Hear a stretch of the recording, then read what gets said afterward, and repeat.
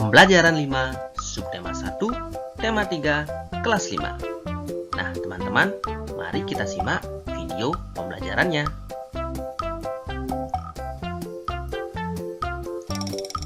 Tujuan pembelajaran.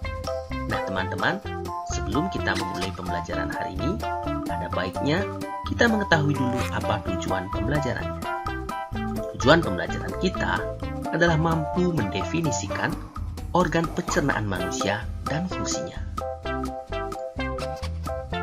Mari kita simak pengalaman dari salah seorang teman kita. Suatu pagi, Dayu mengeluh sakit perut saat ia sedang berbaris dan bersiap masuk ke kelas. Setelah dicari tahu, ternyata Dayu tidak sarapan. Malam sebelumnya, ia juga terlambat makan malam. Akhirnya, sakit mahnya pun kambuh.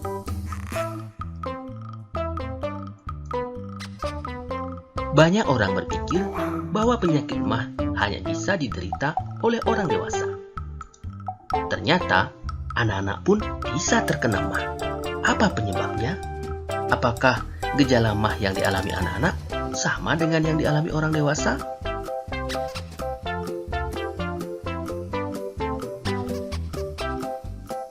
Pada anak-anak yang mudah memproduksi gas pada lambungnya memiliki pantangan makanan. Misalnya, tidak boleh makan pedas dan asam. Mereka harus banyak makan sayur dan buah, serta tidak boleh terlalu banyak makan mie instan. Oleh sebab itu, anak-anak perlu terus diingatkan untuk selalu menjaga apa yang mereka makan. Fungsi alat pencernaan kita adalah untuk memproses pemecahan makanan menjadi sari-sari makanan sehingga dapat digunakan oleh tubuh.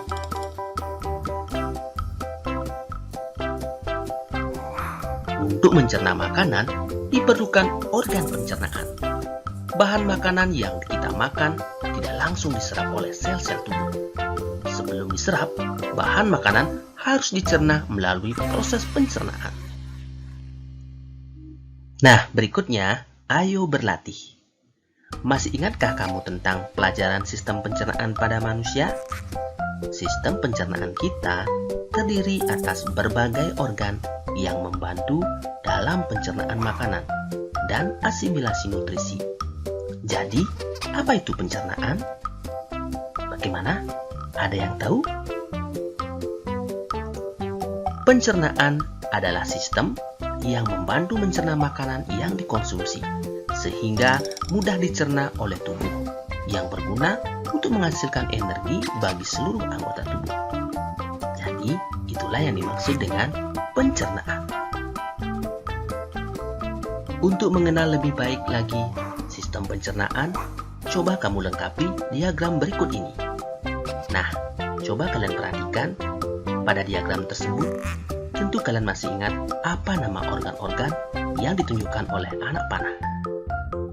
Coba, mari kita jawab bersama. Kita mulai dari organ paling atas. Ya, paling atas atau di awal itu adalah mulut, kerongkongan, kemudian lambung, selanjutnya adalah usus halus, kemudian usus besar, dan anus. Nah, bagaimana? Tentu jawaban kalian sama dengan apa yang ditayangkan pada video ini. Nah, selanjutnya kita akan bahas satu persatu fungsi dari organ-organ tersebut, mulai dari mulut, kerongkongan, lambung, usus halus, usus besar, dan anus.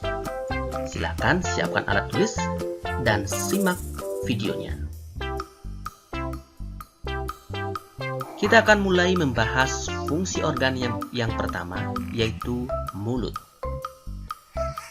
Mulut adalah organ pencernaan yang pertama bertugas dalam memproses pencernaan makanan.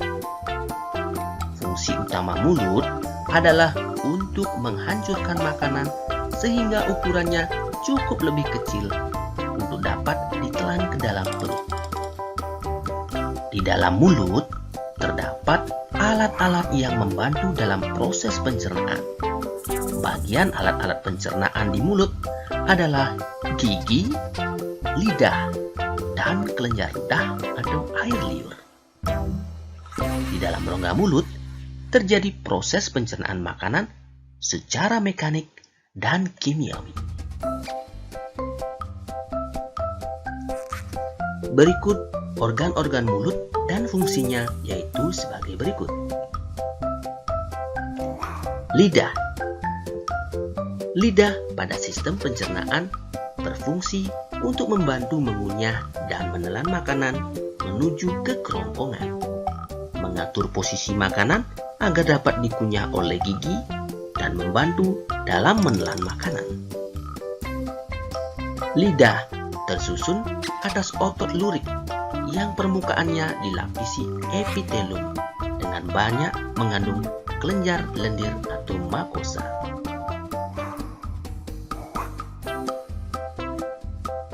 Selanjutnya, gigi. Gigi berfungsi untuk menghaluskan makanan, maka gigi dan lidah berfungsi sebagai pencernaan mekanik dalam mulut. Tulang gigi terbuat dari dentin yang tersusun dari kalsium karbonat. Gigi membantu enzim-enzim pencernaan makanan agar dapat dicerna dengan efisien dan cepat. Nah, organ berikutnya yang membantu proses pencernaan pada mulut adalah kelenjar ludah. Kelenjar ludah menghasilkan ludah atau air liur, atau sering disebut saliva. Ludah berfungsi untuk memudahkan penelanan makanan. Organ sistem pencernaan yang kedua adalah kerongkongan. Fungsi kerongkongan merupakan sebagai saluran untuk memindahkan makanan dari mulut ke lambung. Kerongkongan dapat melakukan gerakan peristaltik, yaitu gerakan meremas-remas untuk mendorong makanan sedikit demi sedikit ke dalam lambung.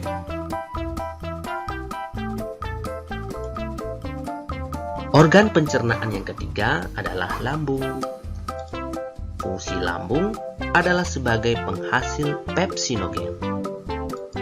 Pepsinogen adalah bentuk yang belum aktif dari pepsin. Enzim pepsin ini berfungsi dalam mengubah molekul protein menjadi potongan-potongan protein. Dinding pada lambung menghasilkan asam klorida atau HCl yang berfungsi untuk membunuh mikroorganisme dalam makanan. Organ yang keempat adalah usus halus. Usus halus terbagi atas 3 bagian, yaitu usus 12 jari atau duodenum, usus kosong atau jejunum, dan usus penyerapan atau ileum. Pada usus 12 jari bermuara saluran getah pankreas dan saluran empedu. Nah, berikutnya organ pencernaan yang kelima, yaitu usus besar. Fungsi usus besar adalah untuk mengabsorpsi air dan mineral, tempat pembentukan vitamin K, serta melakukan gerak peristaltik untuk mendorong tinja menuju anus. Bakteri Escherichia coli yang terdapat dalam usus besar juga berperan dalam proses pembusukan sisa makanan menjadi kotoran. Nah, selanjutnya, kotoran akan menuju ke anus dan dikeluarkan melalui anus. Demikian tadi informasi tentang fungsi organ-organ dalam sistem pencernaan manusia. Silakan catat poin-poin penting pada fungsi organ tersebut dan bisa putar kembali video ini. Selamat belajar!